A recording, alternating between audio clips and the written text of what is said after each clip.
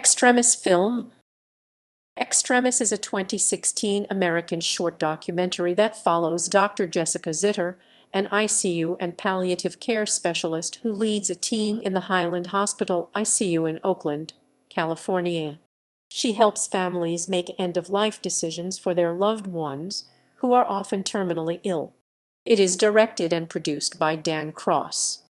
It was shot at an intensive care unit at Highland Hospital in Oakland, California.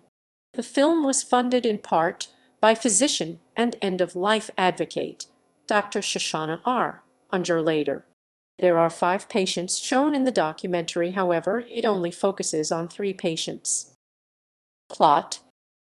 Dr. Jessica Zitter graduated from Harvard and is an attending physician at Highland Hospital in Oakland, California. Aside from working at the hospital, she has published many articles as well as her own book, Extreme Measures: Finding a Better Path to the End of Life. Her work is focused on end-of-life care and how to improve it. The documentary begins as Zitter attempts to communicate with a patient named Donna who has myotonic dystrophy.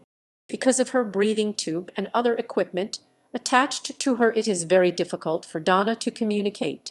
At that moment, Zitter had to sympathize and try to make the patient as comfortable as possible while trying to figure out a way to help her communicate.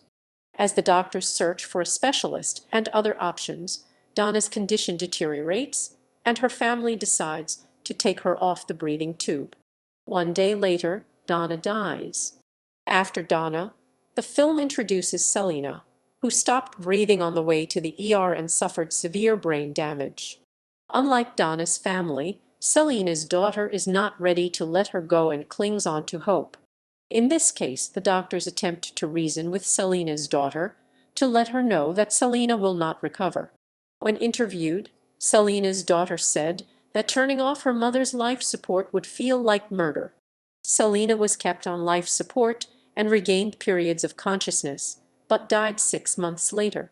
The next patient shown is a homeless man who had been institutionalized for a long time, and the doctors had not yet made a prognosis. This patient did not have any family or friends to make the medical decisions for him if anything happened, and when it comes to this, the doctors have to question whether the patient seems stable enough to decide for himself. The film shows the doctors trying to communicate with the patient.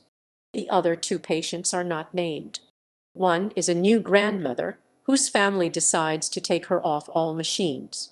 The other patient is a man who can still communicate but needs to be attached to a life support machine.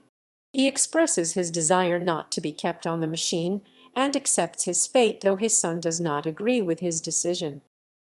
Awards. 2017 Academy Awards Best Documentary Short Subject nominated.